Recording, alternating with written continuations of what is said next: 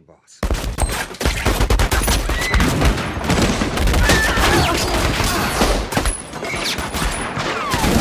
Hickox and his men walk into nothing short of a scene that looks like a Mexican standoff.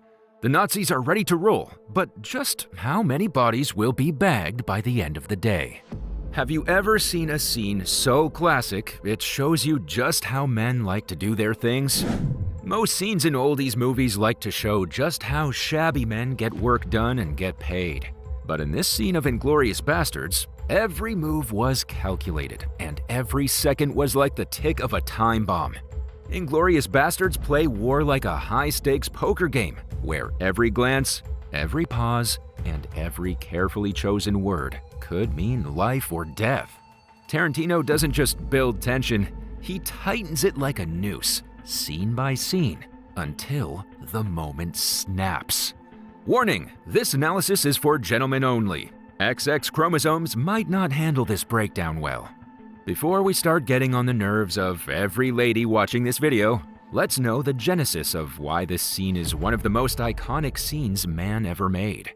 The plan was straightforward. Lieutenant Archie Hickox, a British officer trained in espionage, is sent to meet German actress Bridget von Hammersmark, a secret agent working for the Allies. They're supposed to discuss a plan to assassinate high-ranking Nazis, but there's an issue right from the start. The meeting is in a basement bar. Hugo Stiglitz, a typical idiot with a violent history, immediately points out the problem. No easy exits. Nowhere to run if things go bad. But the plan moves forward. Hickox, Stiglitz, and Wilhelm Vicky walk in, expecting a quiet, private conversation. Instead, they step into a room filled with loud, drunken German soldiers. They're celebrating the birth of a fellow soldier's son, laughing, drinking, and playing a card game. The atmosphere is cheerful, but for the bastards, it's a problem. Too many eyes, too many ears. They find Bridget at a table, acting natural as if nothing is wrong. Hickox orders drinks, keeping his voice calm and steady. But the moment he speaks, someone notices him. Major Hellstrom, an SS officer sitting nearby. His face is relaxed, his body language casual, but there's something unsettling about him. He's listening too closely, watching too carefully. Instead of ignoring them, Hellstrom does the worst thing possible. He joins their table. He's polite, charming even, but he asks too many questions. At first, they seem harmless. Where are you from? What unit do you serve in? Just casual talk between soldiers. But the way he watches them, the way he drags out each word, makes it clear he's testing them. Hickox does his best to keep his cover intact. His German is fluent. His knowledge of military culture is precise. But there's something off. His accent is a little too refined, too polished for a regular soldier. Hellstrom notices. He doesn't call it out. He doesn't have to. Instead, he leans in, tightening the invisible noose around them, waiting for them to make a mistake. And then it happens. Hickox orders another round of drinks and makes a small, almost unnoticeable gesture. He holds up 3 fingers to signal the number of drinks. But he does it wrong. A true German would use their thumb, index, and middle finger. Hickox, out of habit, uses his index, middle, and ring finger. Hellstrom sees it instantly. His eyes change. The friendly act fades. The room goes quiet. The soldiers keep laughing in the background, but at this table, something deadly is happening. Hellstrom doesn't shout. He doesn't accuse. He just leans back, smirking slightly, and places his hand under the table. The moment stretches forever, thick with silence. And then, Hellstrom pulled the gun on Hickox, and you'd think that no one in the room noticed. But you'd be shocked that everyone in this room heard that gun click and were just waiting for the moment to strike. Hickox tried to end this amicably, but have you met the Nazis? They literally used to exist to die. When soldiers were enrolled at a very young age, they were often made to recite an anthem, something in the lines of, "My honor is loyalty. I give my life to the Führer." Hellstrom declined Hickox's offer to walk out of here like nothing happened.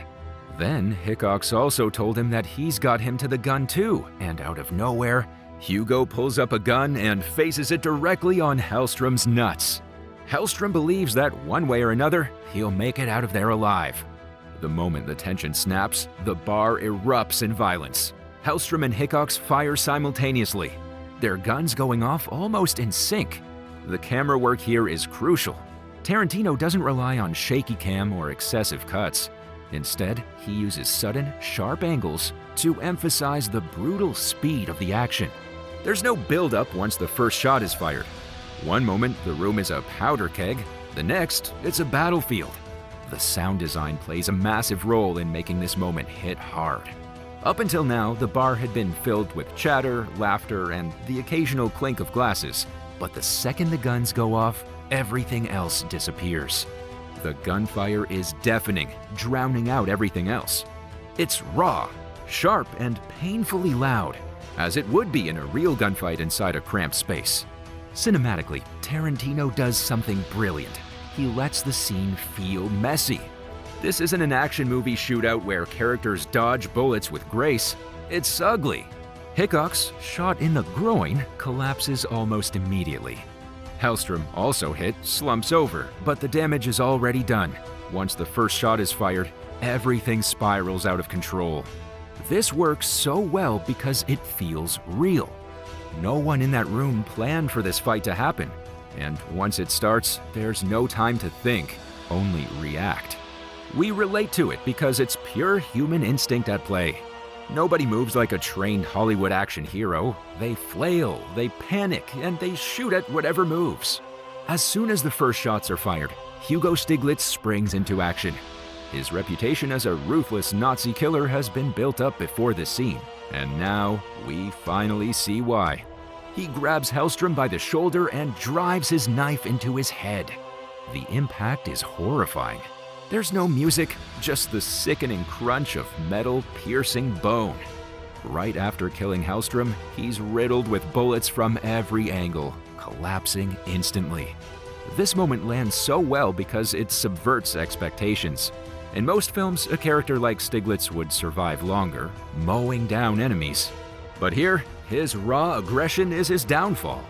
We relate to the moment because it reminds us that no amount of rage or skill can overcome a gunfight in close quarters. After the initial chaos, the fight slows for just a second, shifting focus to Wilhelm, the drunken German soldier who had been celebrating his newborn child just moments earlier. With everyone else dead or dying, he finds himself still feeling like he might meet his maker at any given moment. He calls out to any survivor, American or British. They respond by asking if any of their colleagues was still alive. Before he answers yes, Bridget springs up and says she's still here. They get into a truce where they take their colleague and he lives to see his child another day. You outside? Who are you? British? American? We're American. Is there anybody alive on our side? No. I'm alive! This moment works because it contrasts the chaos before it.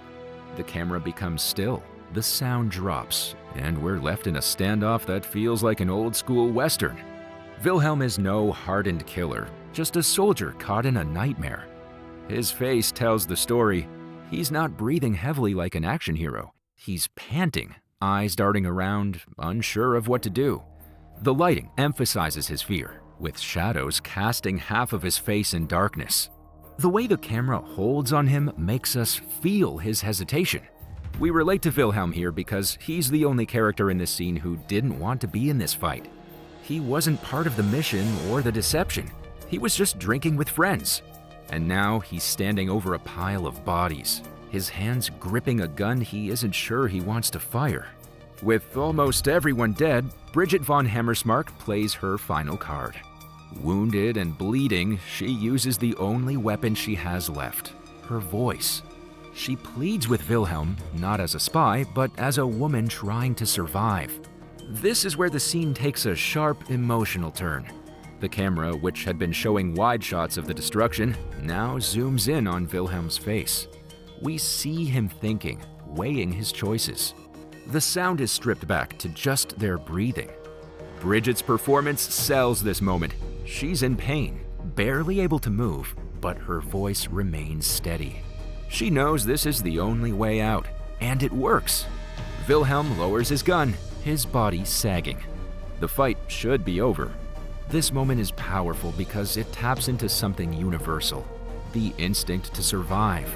Bridget doesn't overpower Wilhelm with strength, she outsmarts him. We relate to this because, in that situation, we'd all be looking for the one thing that might save us. He is a guy who wants to live, drops his gun, and honors his word. But then, bang! Bridget shoots Wilhelm right in the chest, killing him instantly.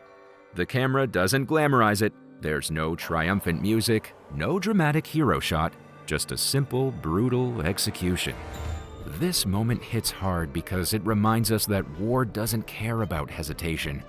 Wilhelm hesitated, and it cost him his life. We relate to it because it's frustrating, tragic, and painfully real. The fight is over, but the damage is done. By the end of the La Louisiane shootout, there's no victor, only survivors. What started as a simple meeting became a bloodbath, a brutal reminder that war doesn't wait for plans to go smoothly. Every shot fired, every death, every mistake was a lesson in survival. This wasn't a battle between heroes and villains, it was chaos, it was desperation. It was the ugly, unflinching truth of combat. This scene isn't just one of Tarantino's greatest shootouts, it's proof that action, when built on tension and character, can hit harder than any explosion-filled blockbuster. Every shot fired had weight, every decision had consequences. And when the dust settled, only the lucky were left standing. What do you think? Does this stand among the greatest shootouts in film history? Let me know your thoughts in the comments below, and if you love deep dives into iconic cinematic moments, don't forget to like, subscribe, and stay tuned. There's plenty more where this came from. This has been Jack, bringing you another cinematic breakdown. Until next time, stay sharp and choose your bars wisely.